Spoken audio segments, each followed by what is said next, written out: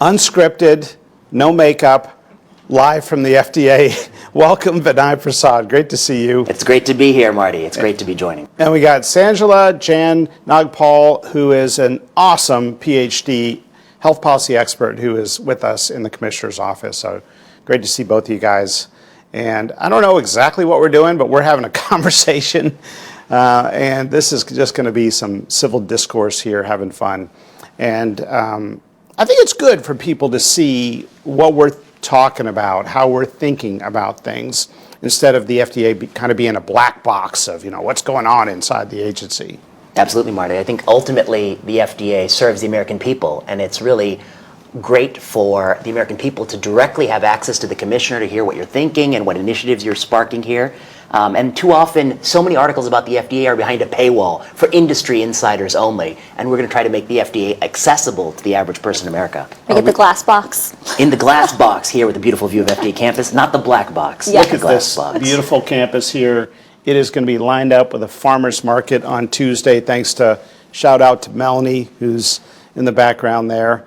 And it's going to be every week. We're going to do it every single week. Maybe even some seed oil-free food trucks. Who knows? Well, I mean, obviously, healthy food is an important initiative that you're taking on. Yeah, big part of the program. That's part of what you're working on, Yeah. Sanjula, is healthy food. So we got big goals on that front. So it's great to have Vinay Prasad here. One, because he's a great scientific mind. Two, he wants to serve our country. And three, he thinks and looks like Albert Einstein in terms of his hair. Now that you say that, yeah. It's the regulatory haircut. It's the regulatory haircut, regulation. Yes, but I'm excited to be here and to join FDA and try to work in service of the American people and try to bring innovative products to market. And you're going to be working at CBER. Do you want to tell folks what CBER is, since we've got some science people and some non-science people listening? Everyone's listening. I mean, CBER, we govern a huge portfolio of medical products, including vaccines, gene therapy, cellular therapy. A lot of the most innovative things you read about in the news are things coming from CBER. Not to say the other departments here don't do innovative products, they do, but I think I'm particularly excited about what's been coming out in the last decade through CBER division. And we hope to always strike the balance between data, evidence, innovation, and entrepreneurial spirit of America. So that's what we're going to do. Does it sound good to you, Sanjula? Sounds exciting, although I have a lot of questions about how you're going to approach it. Okay, Yes. So tell me. So, there are a lot of headlines out there about you being, kind of a critic of the administration and kind of how things have been handled in the past with a lot of those products you talked about, and that maybe you're anti-vax, but I know that that's not true. Ooh, well. So tell us a little bit about why have you been critical, particularly in the vaccine space, and help everyone understand, kind of your thinking behind that. So, I think vaccines are like drugs, which is that when given at the right time and the right moment to the right person, they're life-saving. But just like drugs, they need to be evaluated on a case-by-case basis and always take into the context that you're giving. And Marty and I, throughout the pandemic, we were proponents of vaccines for the people in whom it had a huge benefit. But we were always a bit skeptical from a scientific standpoint about perhaps overdoing it in some low-risk populations. Wait a minute, you don't think a healthy, thin 12-year-old girl needs a 7th COVID shot? 7th versus the 8th versus the 9th versus... it's really... It's an unknown. It's an unknown. And it also is a way in which the United States has never been in line with peer nations across Europe. And so that's not anti-vax, it's pro-science, trying to bring the best available science to answer these questions. The media, in many cases, in my opinion, they sort of misrepresent the concepts that we're talking about at FDA. They have sort of a superficial view of what we're doing, and in some ways they kind of miss the mark. But in terms of what I've been doing for 15 years, I'm a professor, I'm a hem-onc doctor. Probably no one's given, or few doctors have given as many vaccines as I have, because I took care of a lot of patients post-autologous stem cell transplant. Immunosuppressed. We gave, and you need to give these patients vaccines. We love vaccines when done right, when given appropriately, when based on solid evidence, and we're going to hold up that standard at FDA. I thought your media coverage was actually good. On the whole, it was good, which is, you don't always see that.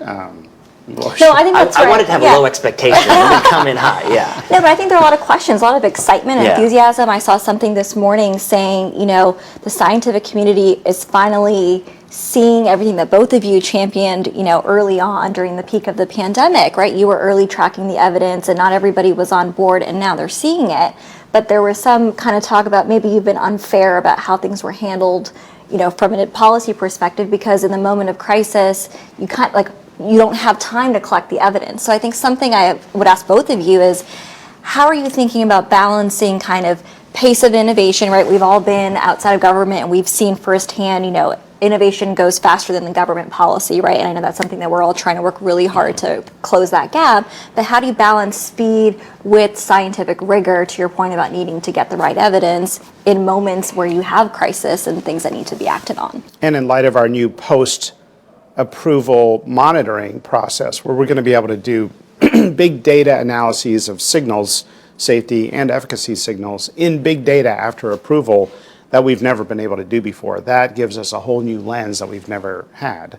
Yeah, I mean, I think, and to this point about what Marty and I were arguing throughout the pandemic, one point I want to make is that our positions were probably the center point of most Americans, and eventually a lot of the issues that we were out ahead of the curve on, people have come to our position after 6 months or 12 months or 2 years and forgotten that they held a different position all along. That's one. And the data caught up, in other words. You're talking about prolonged school closures, masking toddlers. We were critics of these, from the beginning. And that speaks to how you appraise evidence, not to get caught up in groupthink, try to be open-minded when you look at the evidence. So that's one. I think that the public is very close to where we are on a lot of these issues. I'm not sure about all the media coverage, but definitely the public. Should we invite some of the media to just be a part of this conversation? I mean, I think it'd be good to have I think it'll be good. a reporter or a couple. I think the more discourse, the better, right? So if they've got questions, probably some people out there in America have those questions. Let's bring them in. Let's have a conversation. Let's bring them in right here. Let's get another chair, put them right here, and we have a conversation. Love to do it. And, some of it is a matter of, how do you explain to the American people and to reporters, what should the control arm be in a clinical study? How do we think about that? What kind of questions are we answering with potentially different control arms? That's something that was in the news a lot, but I didn't see an explainer about what exactly the science is around control arms in clinical trials, which goes back a long way. So for those of us who are not as science-y, kind of in the weeds as you are. Laboratory science. Yeah, laboratory science, sorry, good point.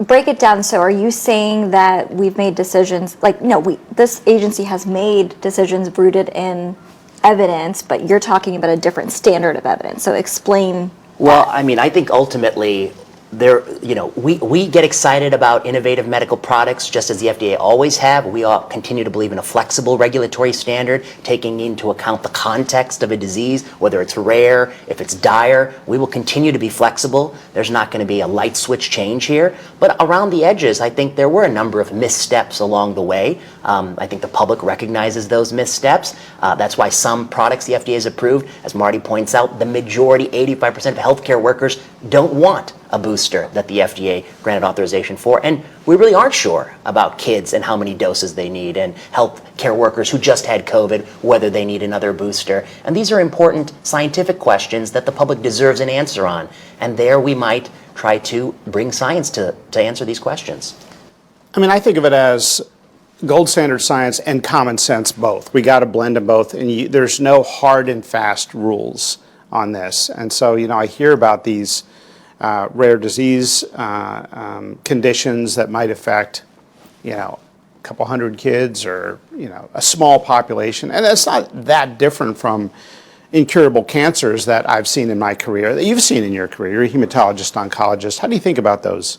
I think that you have to have tremendous regulatory flexibility for rare diseases that severely impact small groups of people, where running randomized clinical trials might be very difficult or impossible to do. Impossible sometimes, perhaps. Yeah. And we need to embrace new technologies, innovative pathophysiology in terms of how to assess those products. At the same time, we also want to protect those patients from potentially harmful products. So we will continue to strike the balance at FDA between those two things.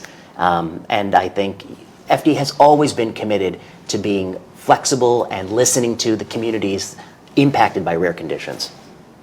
Some words of wisdom he's dropping here. I'm excited. I'm excited. I wonder if these AI machines out there are really just Vinay. If they're really just going to Vinay's, he's the one answering all these questions. Well, AI is a good topic because you've taken an interest in AI in the agency and you're doing some things around it. Yeah, day one, we said we got to stop just talking about AI, having conferences and panels and frameworks and consensus document. We got to do it, right? We have to actually do it. We've got to do it, and now's the time to do it. So day one, when I got in, 5 weeks ago now, we started a massive initiative, and we have now the first high-level AI-assisted scientific review that just took place, and the scientific reviewer loved it. I mean, I don't know if we can find him or pull him in here to bring him on the camera, but I mean, what he said about, I don't know if he talked to you. Yeah, I was reviewing some of the data we talked about. I mean, to go from, it was 3 days down to 6 minutes for just one piece of that review process is tremendous. Yeah, I think the public that may not be aware, but when a reviewer is thinking about the application for a medical product, we're talking not just hundreds of pages to read, but potentially thousands or maybe tens of thousands of pages to read. And if you have AI brought into that to help you dissect, to cut to the most important parts of it, we can tremendously speed up drug regulation and drug processes, and that's a boon to everybody, patients, the industry, the American people. But also let scientists focus on the science, right, and kind of cut out that additional burdensome noise. I found in busy clinical practice, what drove me crazy was not the hard work or the acuity of that work. I love that. I love hard work. I love high intellectual work. What drove me crazy was the stuff that was unnecessary, the scheduling cases in the operating room, the burden of coding and documenting. It was things that were repetitive. You probably still have some notes to finish, Marty. You're not done? No, all my notes are done. All my notes are done. Yeah, but it's, if you can, I think of it, if we can get rid of some of that redundant busy work, it makes the job more enjoyable. People need to focus on their superpowers here at the FDA. And, I've heard reviewers telling me that they're reading so many things, some stuff is just repetitive, right? And if AI can grab all the unique facts and summarize them for the reviewer, and they love it, like the reviewer we spoke with, or you spoke with, maybe reviews can be done faster. We can get more decisions out in a shorter period of time. And most importantly, they'll love their jobs more. I mean, that's what we have to, that's our job as leaders, to make a great workplace culture for people where they can focus on their superpowers, do their job well, support them, not burden them with red tape and busy work. And, frankly, I mean, there's been some change here, and it's been tough for some folks. There's been some growing pains. And so what we can, my focus has been, what can we do to empower people and give them all the resources they need so they enjoy their work and feel like they're supported. I think it's also an example of things you've been talking about on modernizing methods and processes here, because as I talk around with individuals across the agency, I mean, they tell me they're doing things that have been the same for 20, 30 years, right? We live in this exciting era of new advancements in, scientific, discovery and technology. I mean, everyone's got smartphones now. I mean, we consume information so differently, and we haven't really kept pace with that. And so I think whether it's AI or some of the new kind of clinical methods and things we're going to use to test things, that's all part of it. We have to make our submissions easier. We have to make it so sponsors don't have to fill out information over and over again when they've already told us once. But you're absolutely right. You just can't be the same. You have to always be changing and adapting. And too often in big institutions, that doesn't happen. So have you seen your new office? I did see it, yeah. How is it? It's nice. It's got a good view here of the beautiful campus. And all the offices at FDA are really nice. And I do feel sort of an energy being here. And I'm coming from a college campus, so it's a very different energy. It's a productive energy here, yeah. Yeah, I've loved getting to know so many people here. These are hard-working Americans that really want to do great things, and it's just awesome to see how they've dedicated their lives to a job that is not a high-profile job, but so critical to our entire world of discoveries and bringing cures, and they do it for no credit sometimes. So, it's just been pretty cool to meet a lot of these folks. So if we get some seed oil food trucks with good food, they deserve it for sure. Well, We'll get on that. Cool. So I wonder if you guys think it would be a good idea to do more public stuff here. Yeah. We're at the main center part, sort of the nerve center of the agency. People might be able to see on the camera the beautiful campus here where most of the scientific review takes place. What if we brought in, I don't want to call them stakeholders, but we brought in different experts on different topics and just had an open discourse. Just bring them in, have a round table. You don't have to go through all the red tape of people coming through an official commission, which has a whole lot of bureaucracy and costs.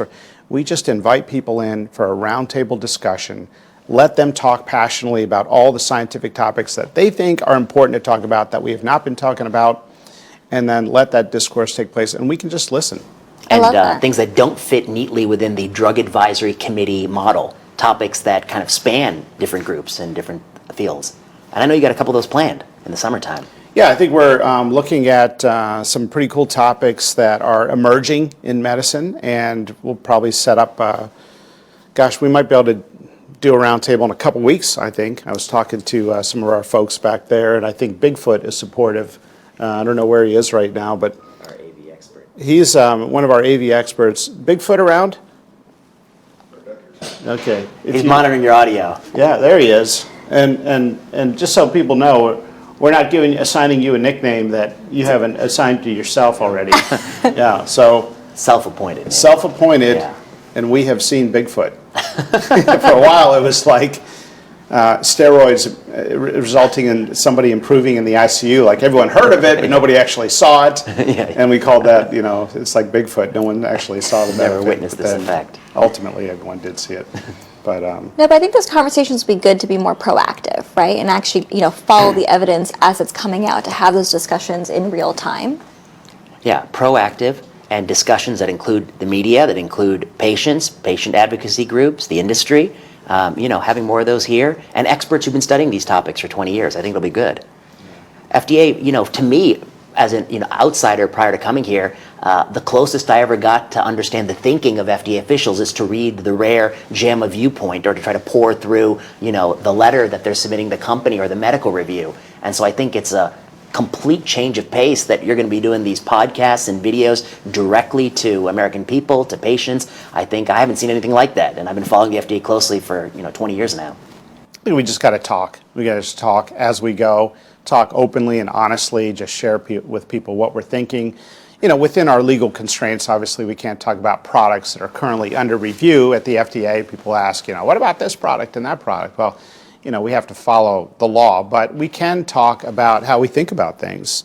And I think one thing that developers and inventors appreciate is predictability. Now, understanding how we generally think about things. Well, that's always a way in which I thought it was unfair. On the one hand, the manufacturer of a specific product, they get a letter, they can spin it and frame it any way they want, but the FDA can't reply in the press to try to clarify, to provide additional context. So we are, in one way, we are a little bit of a disadvantage, but we'll try our best to convey the broader principles of regulatory science that govern not just any individual approval, but all of the approvals. And hopefully the media will start to understand, what we're doing. There's often details in a product decision that the public is not looking at or doesn't know about. So it is pretty nuanced. And I've even found myself at sometimes saying, yeah, that's strange that this got approved or didn't approve. And then as I learn more, you realize there's actually a good reason for it. I would say FDA reviews are like a pomegranate. There's fruit in there, but it's a heck of time to get it out. And it sometimes feels that way. Right, but policy and science is nuanced, right? It's not just black or white. There's a lot to consider. Exactly. Which is why we should think of everybody as contributing valuable scientific input rather than sort of a tribalism of people being for or against anything out there. And so that's the culture that I think we're trying to build here. So. Marty, you had mentioned earlier you had some limo story to share with me, but you didn't get around to it. Yeah, I learned that this is nuts. I mean, there's a lot of stuff that I learned that is nuts, but this is just a little Scooby snack to share with you. So I learned that we'll have foreign inspectors in another country about to inspect a foreign manufacturing site that makes pills or something. And the foreign pharma manufacturing company will pick up our FDA inspectors in limos. And so these visits are so announced, and they're preparing for these visits that they're basically no inspection, in my opinion. So this is like a priority of administration, which is that if you're doing the inspections in the United States, you're held to very high standards, including random spot visits. They don't know it's coming. But if you're doing it in some other locations around the world, the standards are apparently much lax. You get a limo service there, and they know when you're coming. Which, like all great inspections, if they know when you're coming, they know when to, put out the red carpet. It's like when you came to my place the other day and I was clean inside, it wasn't a mess. Because I knew you were coming. But don't I get the random drop-ins, my office is right next door. Well, I agree. Like, the element of surprise is what drives the power of an inspection, and that's a big part of what the FDA does.